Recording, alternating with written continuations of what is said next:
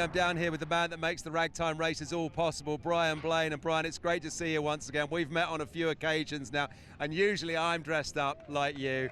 But look at what's going on behind us. You're doing the skit here where the car's late to the line. Oh, Beauregard, he's late again, isn't he? Beauregard's always late, always late. You know, it's almost dependable that he's not going to make it on time. But just tell us about what's going on, because basically one of your old-time racers here, they find a skunk in the gearbox or something. Yeah, we find the skunk and it catches on fire. He finds the skunk, takes it out, puts the car back together. And we've had so much fun doing this over the years. There have been a number of people who have taken cars apart, put them back together, but not running, and then back together running again with the engine out. This is what amazes me, Brian. This car, you take it fully apart, you put it back together, you turn the key or press the button, and it just, fingers crossed, it goes. And it usually does go, but whose idea was this? And this in itself is a great piece of engineering to make this happen. Well, Beauregard and I did this. We were a part of a local Model T club that was trying to break the world's record on taking a car apart and putting it back together. We decided, well, let's go one further. Let's have it running, take it apart, put it back together again, fire it back up. And we started doing this in front of the bleachers at race events. And it was been so popular that we just keep doing it. But the engineering of it is quite involved, because it's not a car that is just starting up for a few seconds. It's got full water, full of fuel, full of everything. We've actually taken it, and after we've done this, we took it around the Indy Oval.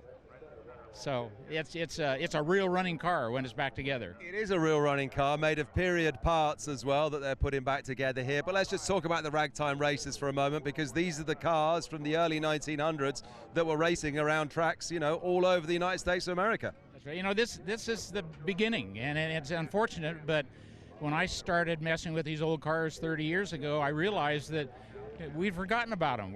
I was racing a Can-Am car. Who cares about these old things? And I got hooked on them, and I found out that, you know, we've almost lost a part of our history. And so ever since then, I've been trying to get these guys to bring their cars out of their collections or out of their garage or out of the barn, get them running and bring them out on the track so people can see them. And the key to this is we don't ever take these cars to events unless we can fire them up, run them around a track. We want people to see what it was like 100 years ago racing cars.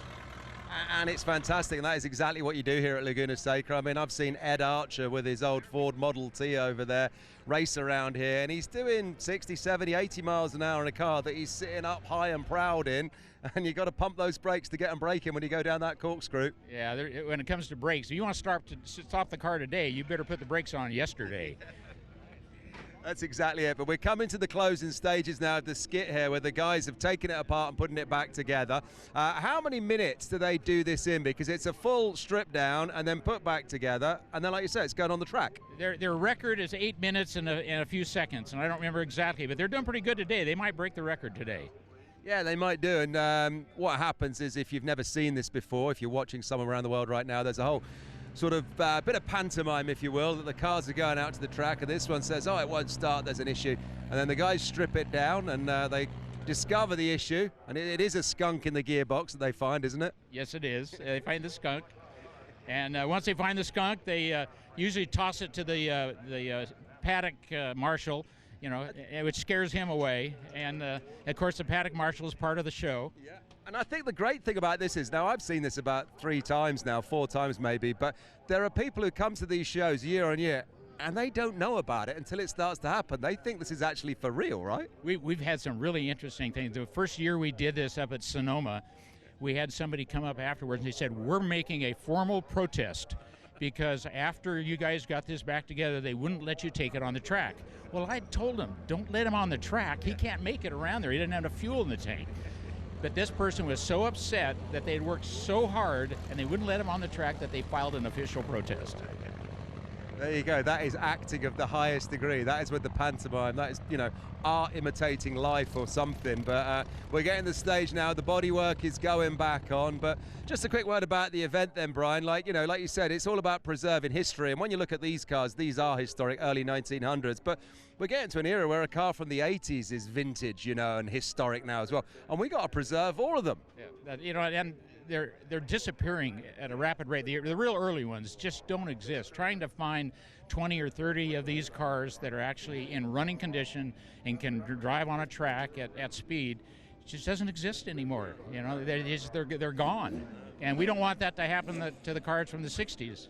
No, exactly. And when you drive around the roads these days, I'm obviously in the UK, you're over here in the US, what we class as old cars, you don't see many old cars on the road anymore, which is a shame. Yeah, and you know, as a kid, we would try and identify every car as it went by. Nowadays, they all look the same. They do. They're all out the wind tunnel. They're all like hybrid, or they're going to be electric. It's the way of the world. But you know, like you say, they all look the same.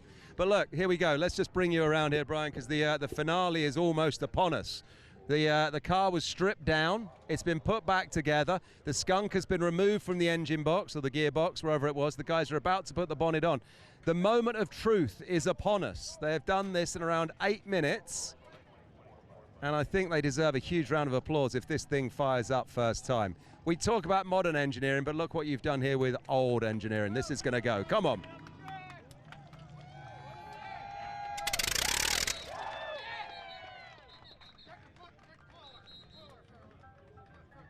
Check a plug, check a plug. Look at this though, it did fire up. Come on, we got this.